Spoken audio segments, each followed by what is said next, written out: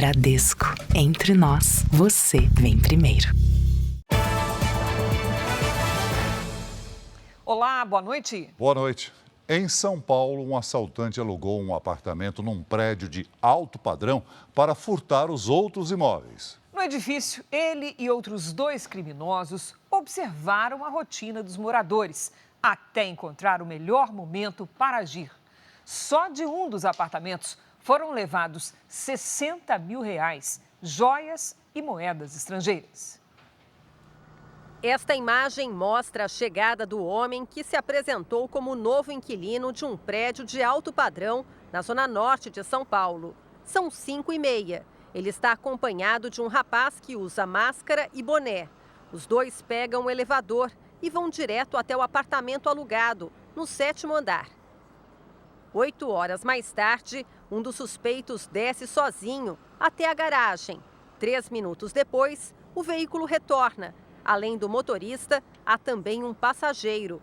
No elevador dá para ver que o terceiro integrante do grupo carrega uma sacola e usa máscara e luvas.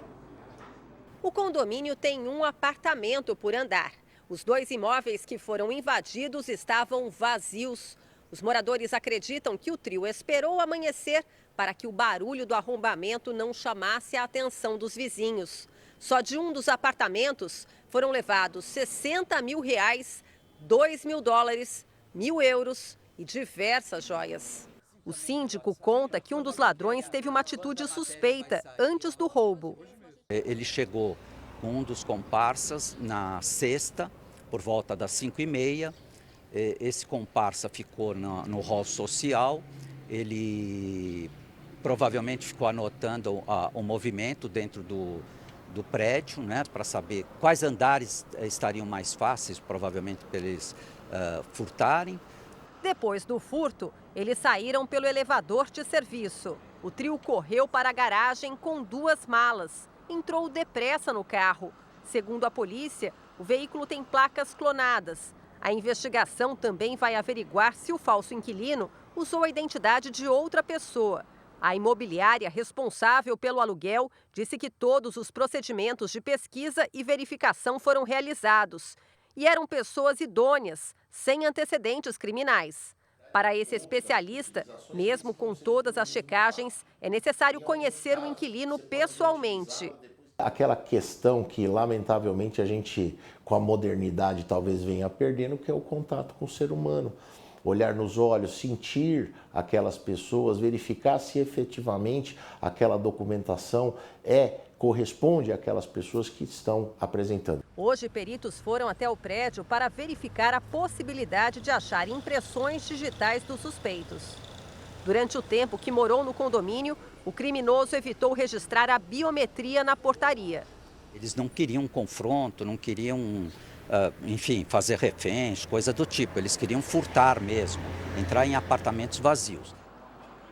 Pelo menos 5 criminosos que fingiam ser policiais civis foram presos na Grande São Paulo. Eles usavam uniformes falsos e chegavam a algemar as vítimas nas abordagens, tudo para assaltar as residências.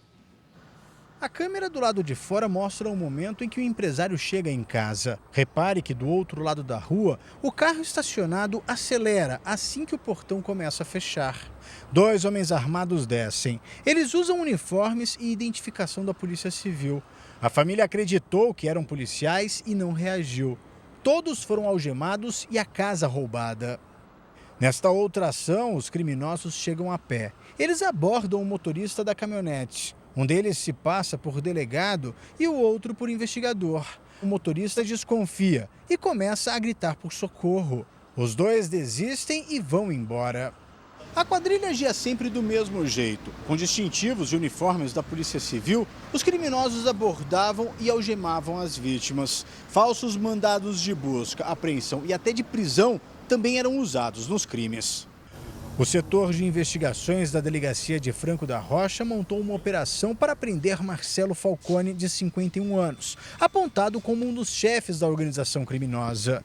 Com ele, os policiais encontraram o uniforme e o distintivo usados nos crimes. O suspeito já foi preso outras vezes por tráfico de drogas, roubo e receptação.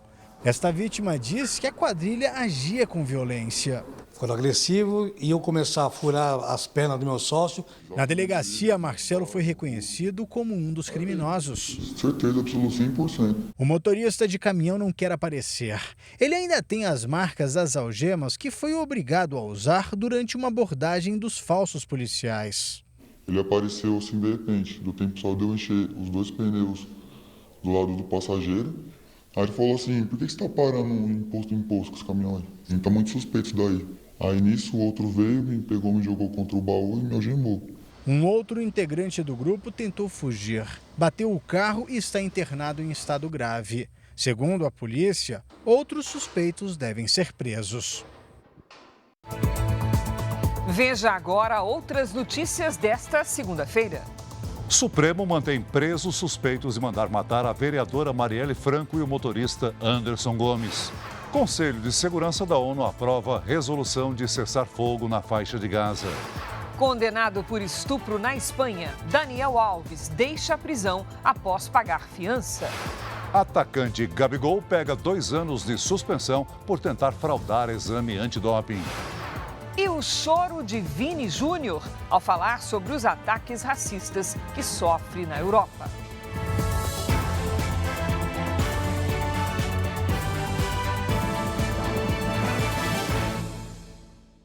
Oferecimento Bradesco. Dica de investimento com a Bia no app é fácil.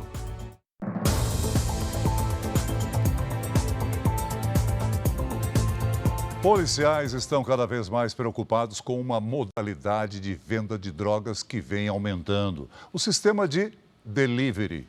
Traficantes anunciam entorpecentes em aplicativos de mensagem e enviam entregadores até os usuários. O vídeo gravado pelos policiais mostra o momento em que o motociclista é abordado. Segundo a polícia, o homem de 28 anos havia acabado de sair de casa na zona leste de São Paulo para entregar drogas em áreas nobres da capital. Foram apreendidos 6 pacotes de maconha. Na casa do suspeito, foram apreendidos mais 21 porções de maconha e haxixe, comprimidos de êxtase, frascos com lança-perfume, uma máquina para selar embalagens e um caderno com a contabilidade do tráfico. A prisão faz parte das investigações de um esquema de delivery de drogas. Nas redes sociais, a quadrilha divulgava uma espécie de cardápio com os preços. Esse é um deles. Tem desde a maconha comum até os tipos mais sofisticados, mais caros. O cliente podia pagar em dinheiro ou por transferência via Pix. E a entrega tinha algumas opções de horário: 3 da tarde, 6h30 e 8 da noite. Os pacotes também eram personalizados, de acordo com o tipo da droga. Nessa embalagem, a publicidade era melhor de São Paulo. A maioria dos consumidores realmente tem um poder financeiro melhor. Mas tem também as pessoas que compram 1 grama, 2 gramas, que às vezes não tem um poder aquisitivo, mas quer também ter uma droga com melhor qualidade. No estado, foram registrados mais de 35 mil casos de tráfico de drogas no ano passado. Só em janeiro e fevereiro deste ano, foram 6.347. O delivery é uma modalidade que tem se popularizado, principalmente entre usuários de maior poder aquisitivo. Temos mapeadas algumas comunidades que os próprios donos de biqueiras, eles também têm o delivery, porque é uma droga que ela é considerada por eles especial, pelo valor. E isso faz parte também das grandes facções. Depois de 4 dias, os moradores do Rio de Janeiro ainda sofrem com as consequências da chuva. Revoltados com as inundações em série, moradores da Baixada Fluminense realizaram hoje um protesto. Na manhã desta segunda-feira, um trecho da BR-116 foi bloqueado em Duque de Caxias. Ver mais uma vez a casa inundada e destruída gerou revolta nos moradores da região. Os manifestantes usaram troncos de árvore, pedaços de madeira e pneus para fechar uma das pistas. Estamos aqui pedindo uma autoridade para fazer alguma coisa por nós aqui. Hoje, o mau tempo deu uma trégua e foi a hora de tentar contabilizar os prejuízos e recuperar o que sobrou. Poucas coisas, quase nada. Tudo debaixo d'água, de verdade. Não está totalmente alagada porque eu fiz 2 barragens, mas não resolveu nada. Está tudo no alto, meu guarda-roupa está na água, já perdi cama, perdi meu rec, perdi minhas coisas. Em Campos dos Goitacazes, no norte fluminense, a situação também é crítica. Muitas ruas foram tomadas e casas inundadas pelas águas da chuva. Cerca de 260 ocorrências foram atendidas pelos bombeiros nos últimos 4 dias no estado. Mais de 800 pessoas estão desabrigadas ou desalojadas. 9 morreram. Além da Baixada Fluminense, a região serrana também foi muito afetada. Petrópolis decretou situação de emergência. A cidade foi a mais castigada do estado. O volume da chuva no município passou dos 250 milímetros em 24 horas. A prefeitura decretou o luto de 3 dias pela morte de 4 pessoas. Todas as vítimas eram da família do Fabiano. Ele perdeu a mãe, a filha, o neto e o genro. A minha filha me dando a mão, gritando, pai, a gente vai morrer, a gente vai morrer. Eu falei, calma, respira devagar, calma. Não adianta que o filho dela tá por baixo dela, agarrado na cintura dela. A hora que a mão dela me largou, a mão dela caiu, agora só eu e Deus, estão tudo mortos. A movimentação de passageiros no aeroporto de Congonhas, em São Paulo, já voltou aos números da pré-pandemia. Hoje, a concessionária que administra o terminal anunciou um investimento de R$2 bilhões em melhorias. O projeto de ampliação e modernização prevê, entre outras mudanças, a criação de um bolsão para carros de aplicativos, melhoria nos acessos ao aeroporto e novas pontes de embarque. A empresa prometeu investir mais de R$2 bilhões no aeroporto de Congonhas. Entre as principais mudanças estão a construção de um novo terminal de passageiros com mais que o dobro do tamanho atual e uma extensa área reservada para lojas, restaurantes e salas comerciais. As obras devem começar no fim do ano, para serem entregues no primeiro semestre de 2028. O anúncio ocorre num momento em que o aeroporto enfrenta seguidos problemas operacionais, como a queda de energia no último dia 15, que forçou o cancelamento de voos. A expectativa é que em 4 anos, Congonhas passe também a operar voos internacionais. Todo mundo está interessado e fala, me avisem quando isso chegue a acontecer, mas será efetivamente quando a infraestrutura esteja pronta em junho de 2028. Um aeroporto requalificado que vai se conectar com a linha 17 do metrô, que já está em obra. O ministro de Portos e Aeroportos, Silvio Costa Filho, anunciou que 29 novos aeroportos de médio porte devem ser construídos nos próximos anos. Eu acho que o Brasil vive um momento de fortalecimento da aviação brasileira. Nós saímos de 98 milhões de passageiros para 112 milhões, um crescimento de 15%. A gente espera que nesses próximos 3 anos o Brasil possa chegar a mais de 130 milhões de passageiros. E para isso a gente precisa fortalecer as companhias aéreas no Brasil. Depois de 14 meses, Daniel Alves deixou hoje a prisão na Espanha. Condenado por estupro, o jogador recebeu a liberdade provisória após pagar a fiança de quase 5,5 milhões de reais. Vestindo um casaco preto, calça jeans e botas e com a cabeça bem alta, Daniel Alves deixou o presídio por volta das 4 da tarde no horário local. O jogador estava acompanhado da advogada Inês Guardiola. Do lado de fora, agentes penitenciários protestavam contra a morte de um funcionário por um detento. Os manifestantes aproveitaram a exposição do caso do brasileiro, mas não há ligação entre os assuntos. A saída do lateral só foi autorizada depois do depósito da fiança de 1 milhão de euros na conta do tribunal. Ele também entregou os passaportes brasileiro e espanhol. De acordo com a imprensa local, o dinheiro não foi obtido com nenhum banco. Um empréstimo com outra fonte foi realizado, mas a origem não foi revelada. Daniel Alves ficou preso por 14 meses e 5 dias por estuprar uma jovem em uma casa noturna de Barcelona. O jogador foi condenado a 4 anos e meio de prisão, mas vai aguardar em liberdade até que todos os recursos se esgotem. A defesa dele e o Ministério Público espanhol recorreram da sentença. Daniel Alves voltou para casa onde morava quando era jogador do Barcelona. A mansão, avaliada em 27 milhões de reais, fica a poucos minutos daqui, do estádio do clube. O brasileiro não pode deixar o país e toda sexta-feira terá que se apresentar à Justiça Espanhola. Daniel ainda terá que manter ao menos 1 quilômetro de distância da vítima e não poderá se comunicar com ela. A Justiça da Espanha pediu ao Consulado do Brasil em Barcelona que avise as autoridades caso o jogador tente emitir um novo passaporte. Os países vizinhos também foram notificados para que não permitam a entrada dele. O atacante da seleção brasileira, Vini Júnior, se emocionou hoje ao falar sobre os ataques racistas que tem sofrido na Europa.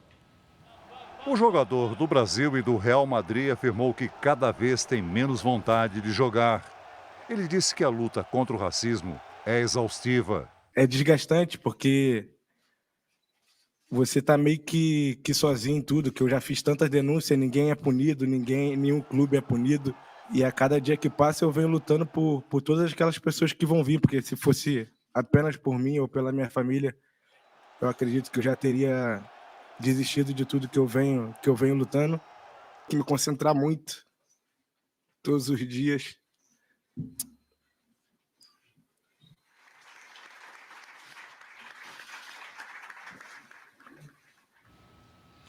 Pela primeira vez, a Justiça brasileira condenou um homem por crimes ligados à pirataria de conteúdo audiovisual transmitido pela internet. Uma operação com apoio internacional tenta combater esse tipo de crime no país. A operação que combate a pirataria de sinais de TV pela internet já está na 6ª fase.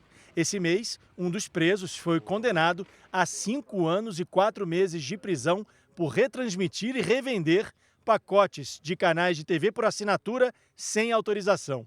O condenado faturava 4,5 milhões de reais por ano.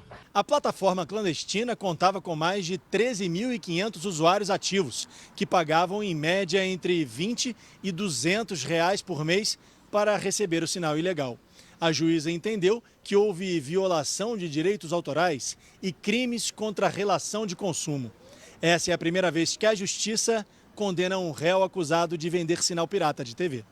A operação, que começou em 2019, é coordenada pelo Ministério da Justiça, com a colaboração das forças de segurança da Inglaterra, Estados Unidos, Peru e Argentina. Já foram bloqueados mais de 2.580 sites e 747 aplicativos suspeitos de transmitir conteúdo audiovisual e músicas piratas. A IPTV é um sinal de TV por assinatura que usa dados da internet.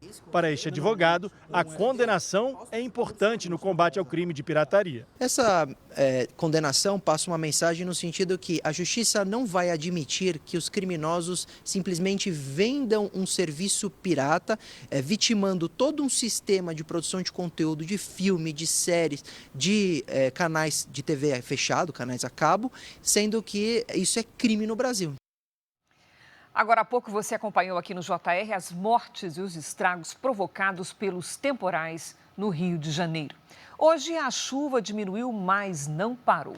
Vamos saber os detalhes com a Lidiane Sayuri. Oi, Lid, boa noite. Essas áreas mais atingidas seguem sob alerta?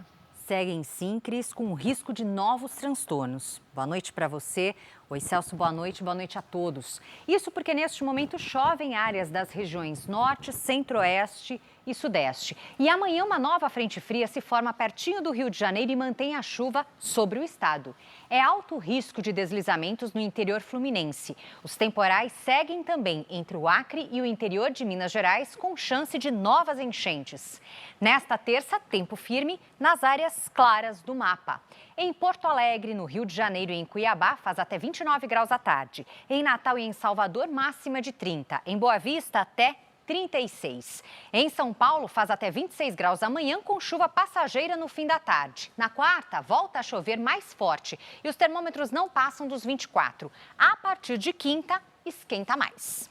No Tempo Delivery, atendemos a Elissandra, que é de São José dos Campos, São Paulo. Vamos lá. Elissandra, boa noite. O sol aparece entre algumas nuvens e a chuva passageira cai no fim da tarde. Até quinta, as temperaturas não passam dos 25 graus. Agora, a Elitânia e o Raimundo, de São Iracema, na Bahia. Isso, da cidade de Irecê. Vamos lá. Elitânia, boa noite. Raimundo, olá. Olha, um sol para cada um nessa semana. Na terça faz 30 graus à tarde, na quarta e na quinta até 31. À tarde pode cair uma chuva fraca, tá?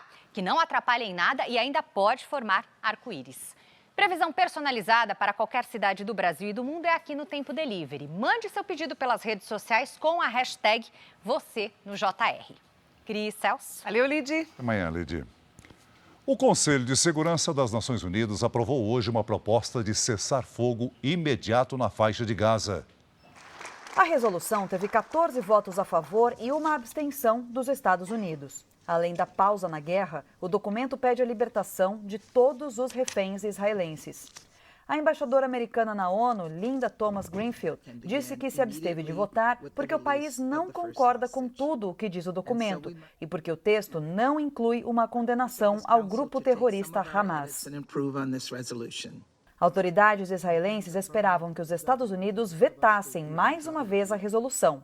Em resposta, o premier Benjamin Netanyahu cancelou a viagem de uma delegação israelense a Washington, onde seriam discutidas alternativas à operação terrestre em Rafah. Já Benny Gantz, ministro do Gabinete de Guerra, publicou numa rede social que Israel tem a obrigação moral de continuar a luta até que todos os reféns sejam libertados e a ameaça do Hamas removida. A decisão do Conselho de Segurança da ONU não tem significado operacional para nós, diz o texto. No fim de semana, uma rodada de negociações por uma trégua na faixa de Gaza, com mediação de Egito, Estados Unidos e Catar, terminou com otimismo. Fontes próximas aos negociadores israelenses dizem que o país flexibilizou algumas condições para uma trégua. Por exemplo, teria aumentado o número de prisioneiros palestinos que seriam soltos em troca dos reféns. De acordo com a imprensa israelense, Israel estaria disposto a libertar até 800 prisioneiros palestinos em troca de 40 reféns, quase o dobro da proposta inicial. Numa primeira fase, seriam soltos os sequestrados idosos, doentes, mulheres e crianças, durante uma trégua de 6 semanas. Ainda há 134 reféns em poder dos terroristas do Hamas. O governo russo declarou hoje que realiza uma investigação independente para descobrir os responsáveis pelo ataque que deixou 137 mortos na região metropolitana de Moscou. Segundo os serviços federais de segurança, 11 suspeitos já estão presos. 4 deles foram apresentados nesta segunda-feira em um tribunal de Moscou. E 3 teriam confessado participação no ataque. Mas há relatos de que eles foram torturados. Um deles, inclusive, foi levado à audiência numa cadeira de rodas. O porta-voz do Kremlin se recusou a comentar as denúncias.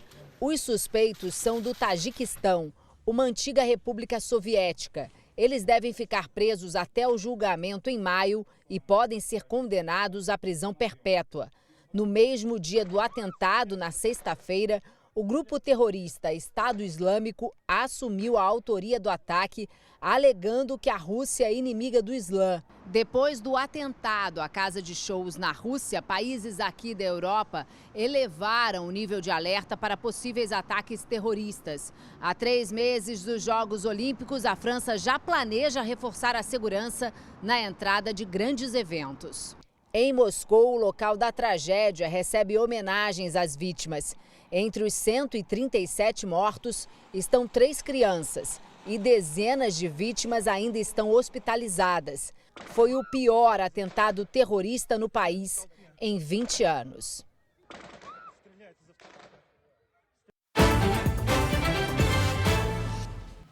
O Desenrola Brasil, programa de renegociação de dívidas do governo federal, foi prorrogado até 31 de março. Então vamos saber com a Patrícia Lages qual é o resultado até o momento desse programa. Oi, Paty, boa noite. Milhões de pessoas aderiram, né? Pois sim, Cris, boa noite para você. Oi, Celso, boa noite para você de casa. O alcance do Desenrola Brasil ficou abaixo das expectativas do governo. O programa pretendia atingir mais de 70 milhões de inadimplentes, mas chegou a pouco mais de 12 milhões. Desse total, entre 13 e 4 milhões de pessoas efetivamente renegociaram as dívidas. Porém, outros 7 milhões foram excluídos automaticamente do cadastro de negativados por terem dívidas inferiores a R$ 100. Lembrando que, neste caso, a dívida não foi extinta e precisa ser paga. Caso contrário, o CPF do devedor poderá ser negativado novamente. Resultado ficou bem distante, né, Paty? O que causou essa baixa adesão? Vamos ver, Cris. Olha, uma das razões é que o programa contemplou os inadimplentes, ou seja, as pessoas que já haviam parado de pagar as dívidas há pelo menos aí mais de 3 meses. Mesmo com desconto e pagamento facilitado, renegociar uma dívida representa trazer uma despesa a mais para um orçamento já apertado, em que geralmente não há espaço para uma nova prestação. O programa poderia ser mais abrangente se incluísse renegociações de dívidas ativas, ou seja, dívidas que estão sendo pagas em dia, mas que pesam muito no orçamento. Isso porque a possibilidade dessas dívidas deixarem de ser pagas é grande e isso aumentaria ainda mais o número de inadimplentes. É necessário também que haja programas de incentivo à geração de renda, principalmente para quem está desempregado, porque é o aumento da renda que vai possibilitar a saída do endividamento. Cris, Celso. Obrigada, Paty. Veja a seguir, o Supremo confirma a prisão dos suspeitos de planejar e ordenar os assassinatos da vereadora Marielle Franco e do motorista Anderson Gomes. Constituição determina que a Câmara analise se mantém ou não a prisão de deputado. Chiquinho Brazão não conta com apoio dos parlamentares. Atacante do Flamengo, Gabigol, é suspenso por 2 anos por tentar fraudar exame antidoping.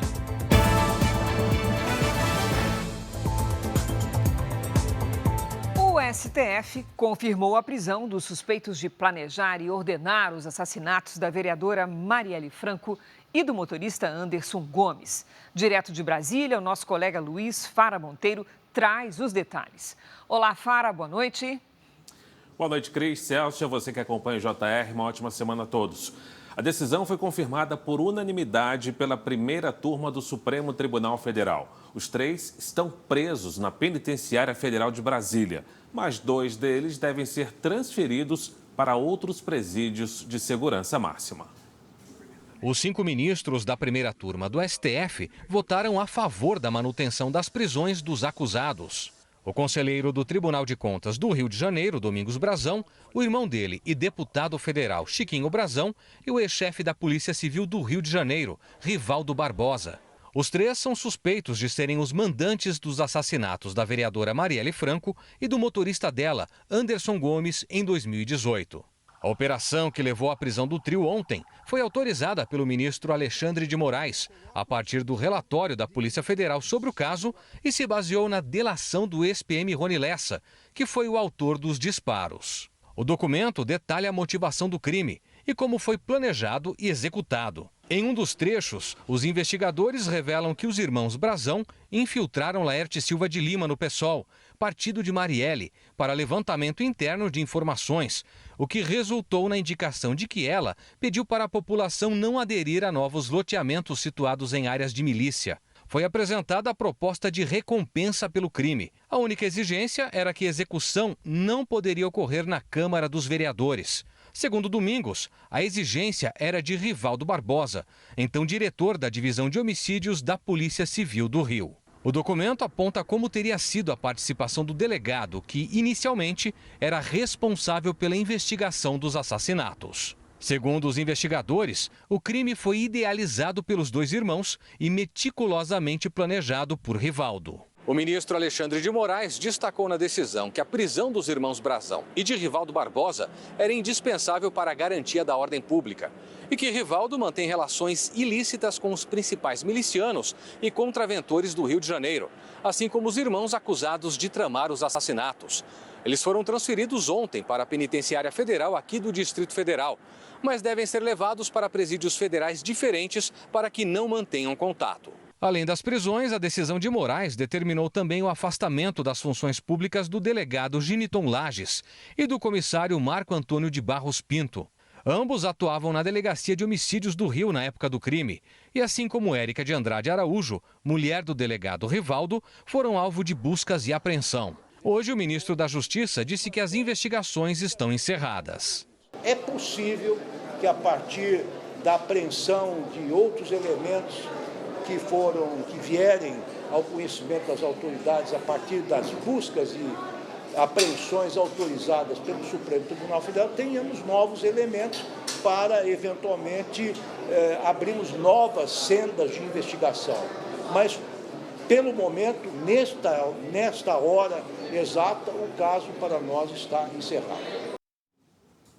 A defesa de Domingos Brazão afirmou que ele é inocente. Já o advogado do ex-diretor da Polícia Civil do Rio de Janeiro, Rivaldo Barbosa, disse que o cliente não obstruiu as investigações. O delegado Giniton Lages afirmou que sempre teve compromisso em resolver o caso e que não conseguiu porque foi retirado das investigações. As defesas de Chiquinho Brazão, Érica de Andrade e Marco Antônio de Barros Pinto não foram localizadas. A Câmara dos Deputados vai decidir se revoga ou não a prisão de Chiquinho Barbosa. O comunicado pelo Supremo Tribunal Federal foi feito hoje à Casa Legislativa. O ofício do STF foi assinado pelo ministro Alexandre de Moraes, relator da investigação, e encaminhado ao presidente da Câmara, Arthur Lira. A manutenção ou não da prisão de Chiquinho Brazão precisa seguir alguns passos. Primeiro, o caso passará pela Comissão de Constituição e Justiça. O relator, deputado Darcy de Matos, vai elaborar um parecer recomendando a manutenção ou revogação da prisão, que será lido diretamente no plenário da Câmara por conta da urgência do tema. De acordo com a Constituição, a prisão preventiva de um deputado precisa ser confirmada por maioria absoluta dos parlamentares em votação aberta. Caberá ao presidente Arthur Lira marcar a votação. Os parlamentares com quem eu conversei acreditam que a prisão de Chiquinho Brazão será aprovada com facilidade aqui na Câmara porque ele não conta nem com o apoio do União Brasil. O partido expulsou o deputado por unanimidade. Os parlamentares da oposição lembram que Chiquinho Brazão votou a favor da prisão de outros 2 deputados. E, pela gravidade da situação, ele não deve contar com quase nenhuma solidariedade. Crimes contra a vida, afronta ao regime democrático e o uso de violência contra a mulher, não há nenhum motivo para que permaneça nos quadros do partido. Por isso, o resultado foi já pelo encaminhamento à Câmara dos Deputados dessa decisão e, a partir de amanhã, o parlamentar Chiquinho Brazão já não compõe mais os quadros do União Brasil. O presidente Lula entregou hoje os primeiros cartões do programa Pé de Meia a alunos do ensino médio. O valor vai ser depositado de acordo com a data de nascimento dos alunos. Durante os 3 anos do ensino médio, o estudante que passar de ano vai ganhar ainda mais R$1.000 de ajuda ao fim de cada ano. A gente não quer que as pessoas que tenham, extraordinária genialidade em determinadas coisas, saiam do Brasil para ir trabalhar lá fora, estudar lá fora. A gente quer que vocês fiquem no Brasil, que vocês estudem no Brasil, e que sejam gênios do Brasil para ajudar esse país a se transformar numa grande nação. Eu fico por aqui. Para você acessar mais notícias de Brasília, é só digitar r7.com. Voltamos ao estúdio em São Paulo, Cris e Celso. Obrigada, Fara. O atacante Gabigol do Flamengo foi suspenso por 2 anos por tentar fraudar um exame antidoping. O resultado deu negativo, mas mesmo assim ele foi punido. Da glória à punição. Ídolo da torcida do Flamengo, Gabriel Barbosa, o Gabigol, foi suspenso por 2 anos pelo Tribunal de Justiça Desportiva Antidopagem. O jogador foi acusado de tentar fraudar um exame antidoping. O caso aconteceu em abril de 2023, durante um teste surpresa antes do treino do time carioca. De acordo com os responsáveis pelo exame, ao contrário de todos os outros jogadores, Gabigol não se dirigiu à sala indicada antes do treino para fazer a testagem. Depois, ainda foi almoçar. Só na parte da tarde apareceu, não seguiu os procedimentos indicados pela equipe. Se irritou com o oficial que o acompanhou até o banheiro para a coleta e ainda entregou aberto o recipiente, desobedecendo a ordem recebida. Mesmo com um resultado negativo, a denúncia foi feita no fim de dezembro. Qualquer tipo de tentativa de dificultar um controle de dopagem pode dar ensejo a um processo e uma condenação, né, e que normalmente nesse tipo de caso vai de 2 a 4 anos, né, dependendo do grau de responsabilidade do atleta envolvido. A defesa do jogador chegou a anexar imagens de câmeras de segurança do CT do Flamengo para tentar provar a inocência de Gabigol. O julgamento, que começou na semana passada, terminou hoje. O placar do tribunal ficou em 5-4, a favor da punição do atacante.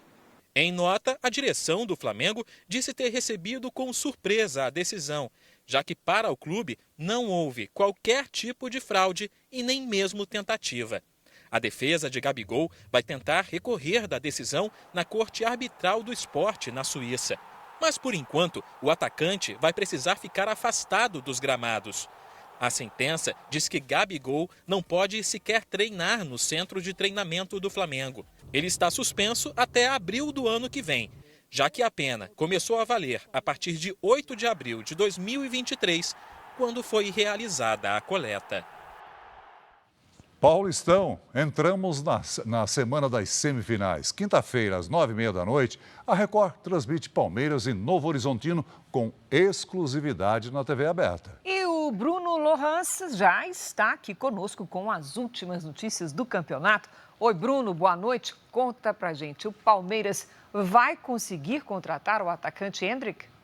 Boa noite, Cris. Boa noite, Celso. Boa noite para você. Já tem um esquema todo preparado para trazer Endrick e Murilo de volta, os dois que estão com a seleção brasileira na Europa. Então, Endrick e Murilo, com todo esse esquema, vão poder participar dessa semifinal sem nenhum tipo de problema. No Palmeiras, a ansiedade é dupla. A partida contra o Novo Horizontino e a volta para casa. Já são quase 60 dias sem jogar no Allianz Parque.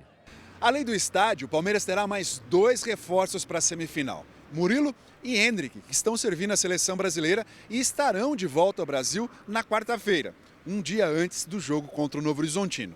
Isso graças à presidente do Palmeiras, Leila Pereira, que trará os 2 atletas no avião particular dela. E eu tenho certeza que vão chegar em boas condições para nos ajudar. A gente tem todas as condições de fazer um grande jogo e ir em busca aí de mais uma final e de mais um título. No Novo Horizontino, o reforço virá em forma de experiência. Nelsinho Batista, pai do atual técnico Eduardo Batista, comandou a equipe do interior que chegou à final do Paulistão de 1990. O pai acredita que o filho possa reeditar o sucesso dele. O Novo Horizontino é um time muito seguro. Sabe das suas limitações e sabe até onde pode chegar e não fica no meio do caminho.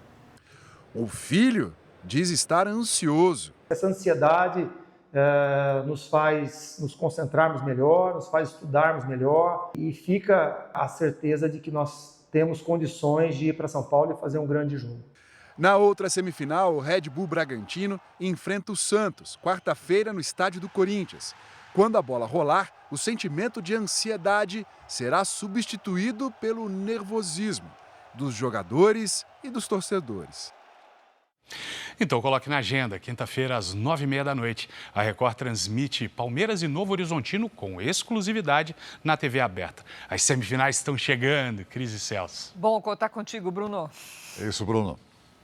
Veja a seguir, Tribunal de Nova York marca para o mês que vem julgamento sobre suposta falsificação de registros comerciais de Donald Trump.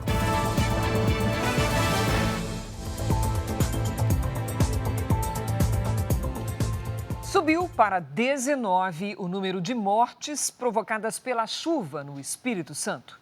7.700 pessoas estão desabrigadas ou desalojadas. Em Mimoso do Sul, a segunda-feira foi de contabilizar danos e limpar as casas invadidas pela água. Hoje foi mais um dia de trabalho exaustivo. Os moradores de Mimoso do Sul, município de 24 mil habitantes, se uniram para recuperar o que ainda tem conserto. Eu fiquei muito feliz porque eu pude ver ainda que existe gente boa de coração puro. Neste lar filantrópico, onde viviam 10 pessoas com deficiência física, 5 morreram. correnteza muito forte, não teve como mesmo. Com a cidade intransitável, uma mãe deu à luz em casa com a ajuda de familiares. O SAMU chegou a ser acionado, mas quando chegou à residência, a criança já havia nascido. E diante do desastre, o Ministério da Saúde informou que enviou 5 kits com medicamentos e uma equipe emergencial para identificar necessidades de atendimento aqui em Mimoso do Sul. Muitos alimentos estragaram e boa parte da população só tem o que comer, porque o município tem recebido doações. Na madrugada de sexta para sábado, a região sul do Espírito Santo foi atingida por um temporal.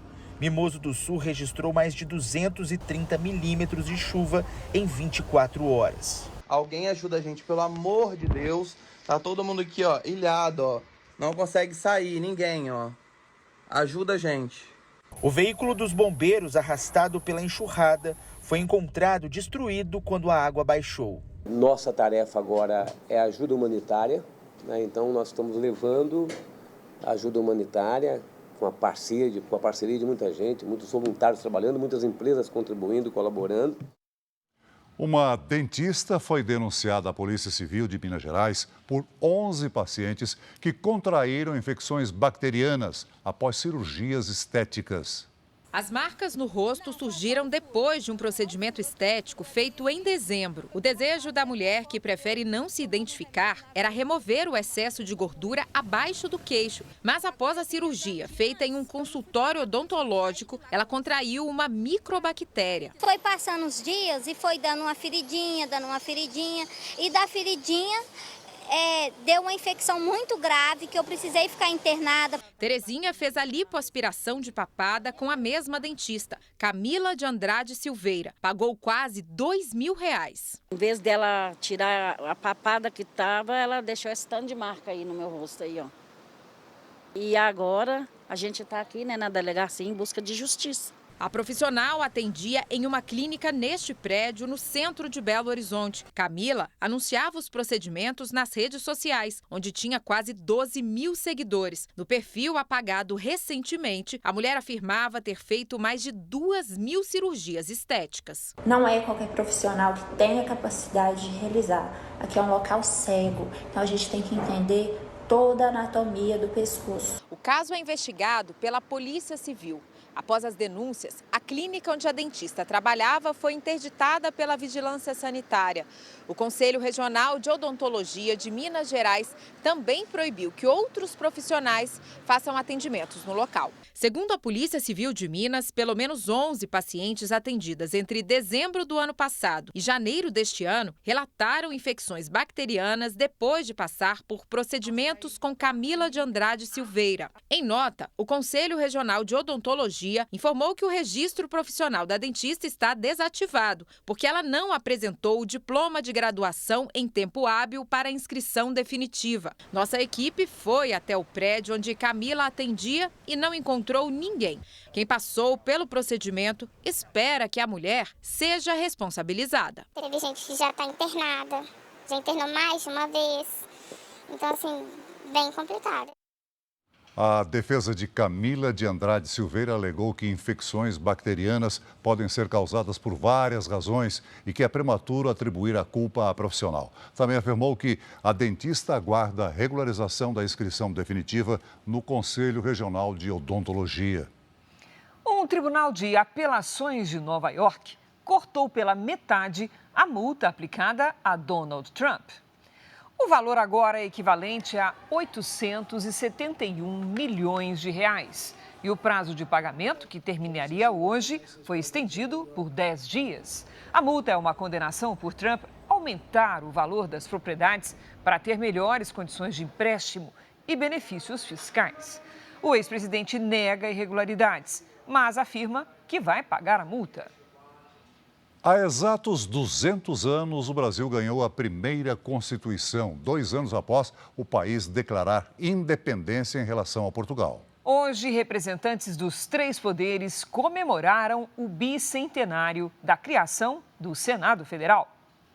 A sessão especial em comemoração ao bicentenário do Senado reuniu representantes dos 3 poderes, parlamentares e autoridades de outros países no plenário da Casa. Não tenho dúvidas de que esta Casa está à altura dos compromissos assumidos pelos constituintes de 88.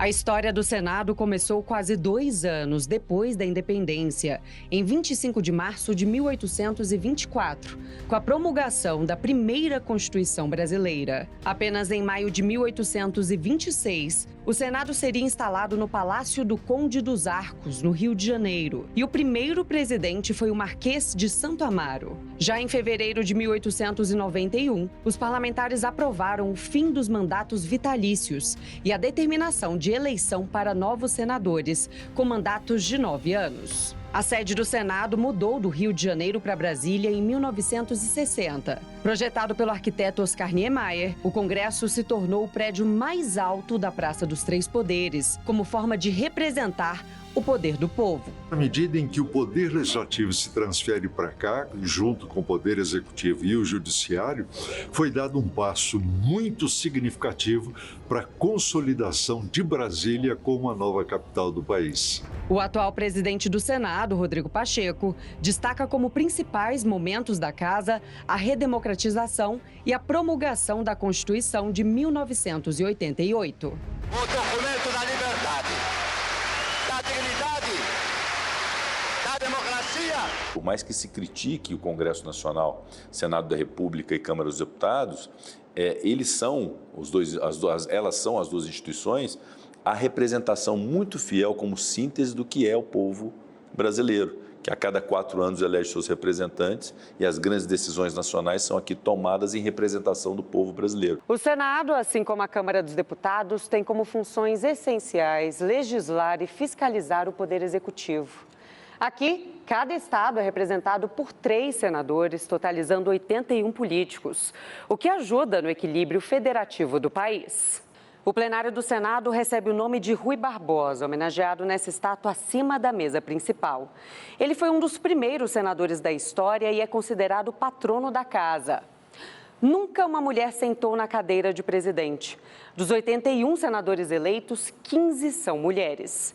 Um recorde na história. Há 42 anos, Ciro Nunes trabalha hoje na Secretaria de Gestão de Pessoas. Ele é testemunha viva da história e lamenta, como episódio mais marcante, a invasão de 8 de janeiro. Foi muito triste ver tantos bens patrimoniais com valores imensuráveis ser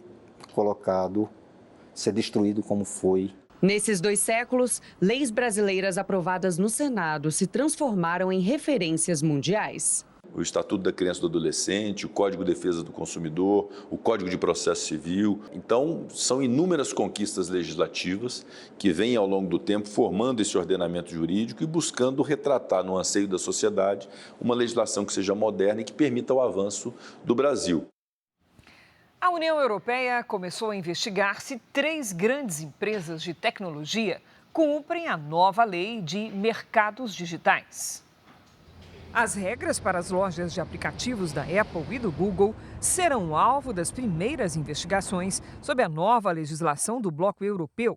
As diretrizes europeias garantem que o usuário pode escolher uma plataforma para realizar as operações. A comissão quer saber se as empresas têm dado preferência às próprias ferramentas em detrimento dos concorrentes. O órgão regulador também apura se o uso de dados para publicidade pela Meta, dona do Facebook e Instagram, obedece à legislação. As multas podem chegar a 10% do faturamento das empresas. As companhias alegam estar de acordo com a regulação europeia. Essa edição termina aqui e à 00:30 tem mais Jornal da Record. Você fica agora com Reis, edição especial. E logo depois de Gênesis, você acompanha detalhes inéditos da história do ex-prefeito apontado como responsável pela morte da sua esposa. É no Doc Investigação. Imperdível. Ótima noite para você. Boa noite.